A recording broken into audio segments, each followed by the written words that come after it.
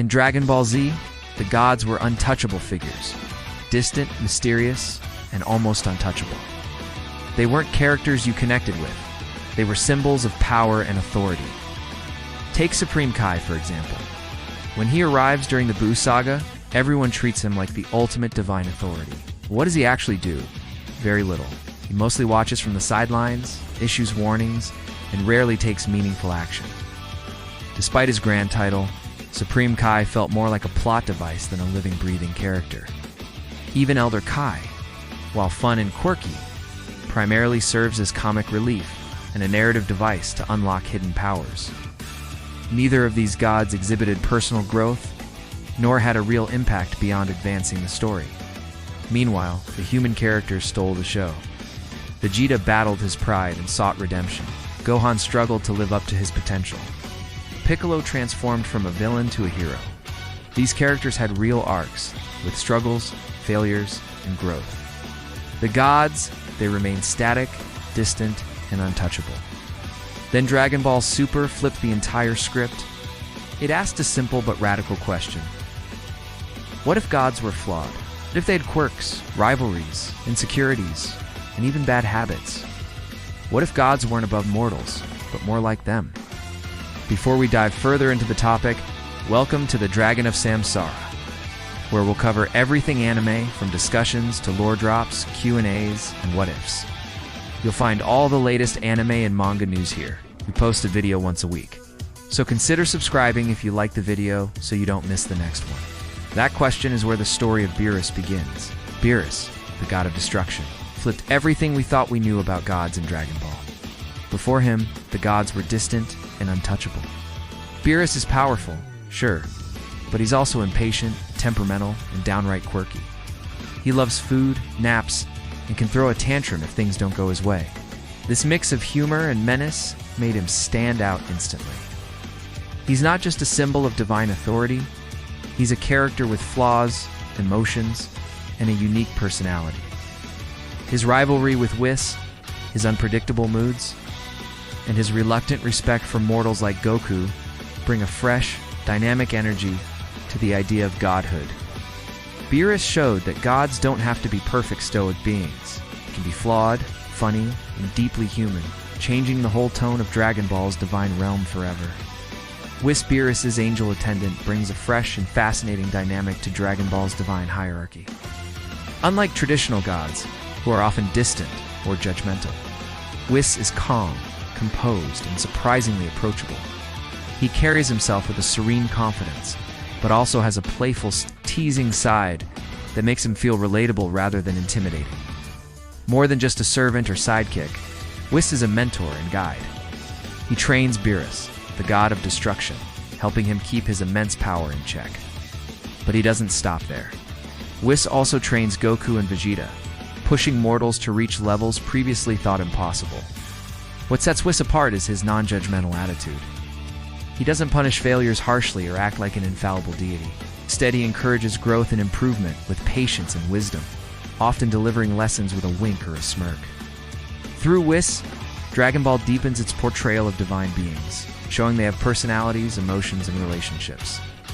They're not untouchable idols, but characters with their own quirks and complexities, bridging the gap between gods and mortals. Champa and Vados bring a whole new dimension to the divine world of Dragon Ball Super by showing us that gods have family drama too. Champa, Beerus' twin brother and god of destruction of Universe 6, is a perfect foil. Unlike the somewhat composed Beerus, Champa is loud, impulsive, and easily frustrated, often coming off as jealous and competitive. Their sibling rivalry is hilarious but also revealing. It humanizes gods by showing they bicker, get insecure, and sometimes act immature. Just like regular brothers, this rivalry isn't just comic relief. It adds emotional depth and makes the divine characters feel real. Vados, Champa's angel attendant and Whis' older sister, is just as intriguing. She's calm, confident, and far more mature than Champa, often keeping him in check with a sharp wit and quiet authority. Their dynamic flips the typical mentor-god relationship on its head here. The angel isn't just a guide, but a stabilizing force in a chaotic god's life. Together, Tampa and Vados expand the universe's divine cast beyond Universe 7, reminding us that gods come with flaws, relationships, and personal struggles, making them far more relatable and complex than Zamasu's story is one of the darkest and most thought-provoking arcs in Dragon Ball Super S Divine Saga. Beginning as a Supreme Kai apprentice, Zamasu is deeply troubled by what he sees as the chaotic and destructive nature of mortals. His conviction that mortals are inherently flawed and unworthy of life is rooted in a twisted sense of justice and order.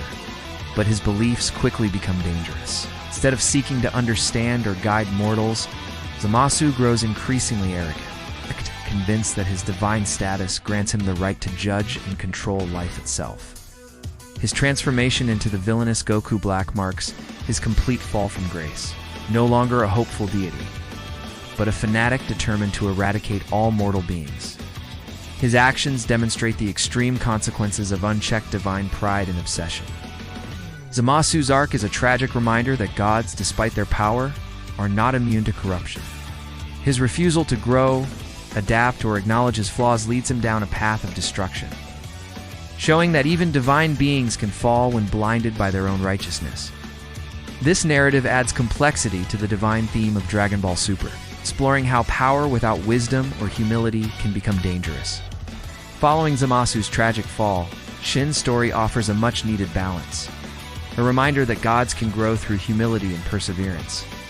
As the Supreme Kai of Universe 7, Shin is initially seen as weak and inexperienced, often overshadowed by more powerful and dramatic figures. Unlike Zamasu, who let arrogance cloud his judgment, Shin approaches his divine role with humility and a genuine desire to protect life. He doesn't seek glory or dominance, but quietly supports the fighters and learns from each challenge.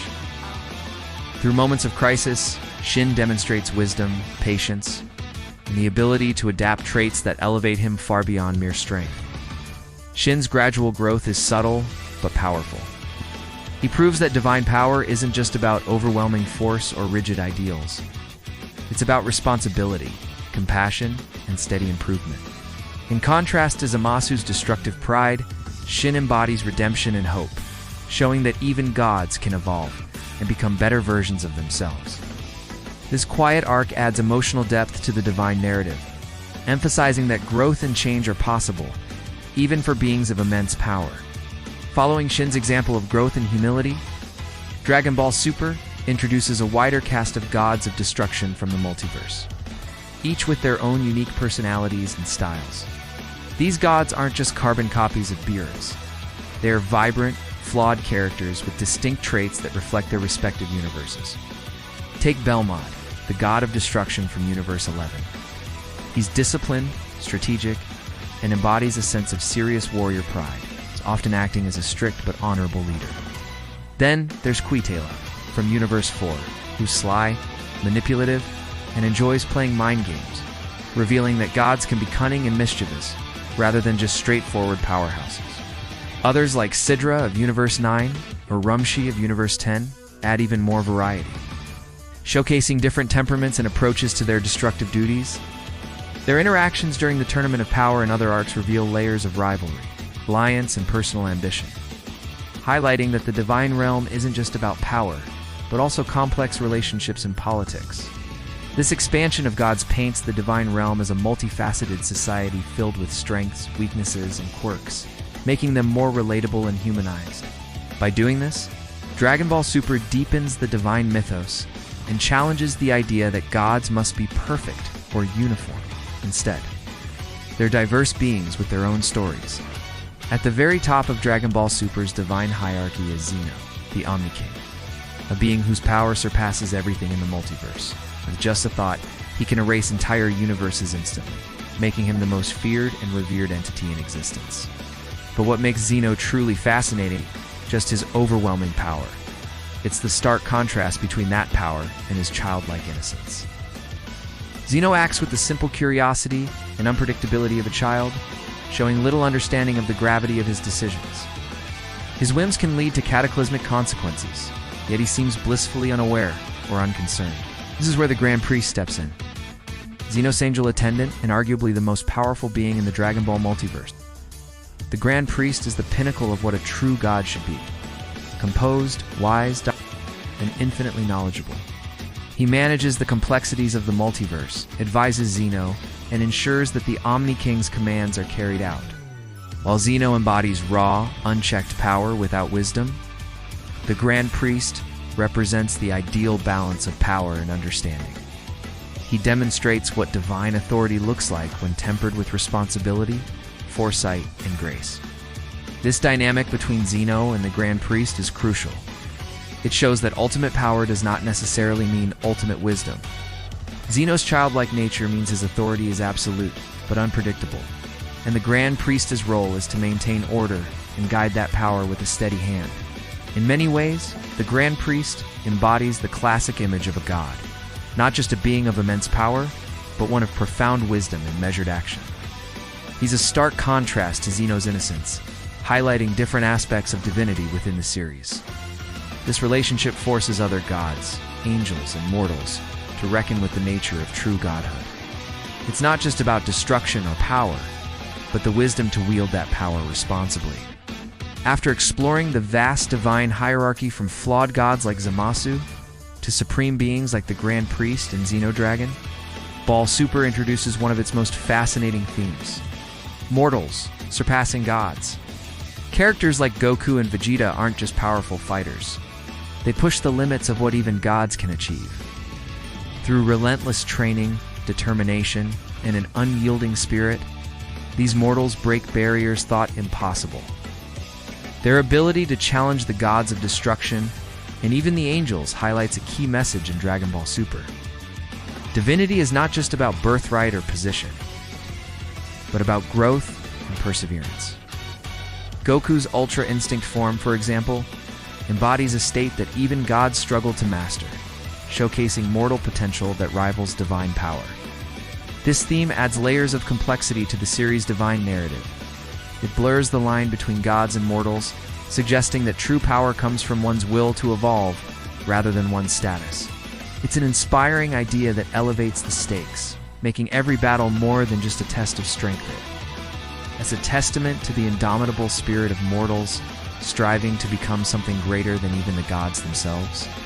As Dragon Ball Super continues to evolve, so does its exploration of divinity and what it means to be a god.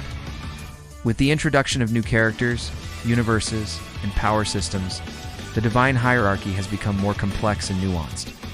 We see gods who are flawed, powerful, wise, and even mortal-like in their growth.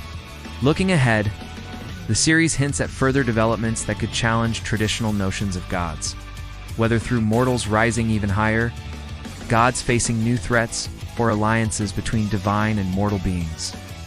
The growing focus on the multiverse and cosmic balance suggests that divinity in Dragon Ball is not static, but constantly changing. This opens the door for fresh stories about redemption, rivalry, and the ongoing struggle between power and wisdom. Ultimately, Dragon Ball Super's divine saga is far from over. It invites fans to rethink what it means to hold godly power, not just as an absolute force, but as a responsibility that requires growth, humility, and understanding. The future of divinity in Dragon Ball Super promises more epic battles, deeper character development, and philosophical questions about power and purpose. And that wraps up our deep dive into the complex world of gods and divinity in Dragon Ball Super. From humble beginnings to cosmic battles, the series shows us that even gods aren't perfect.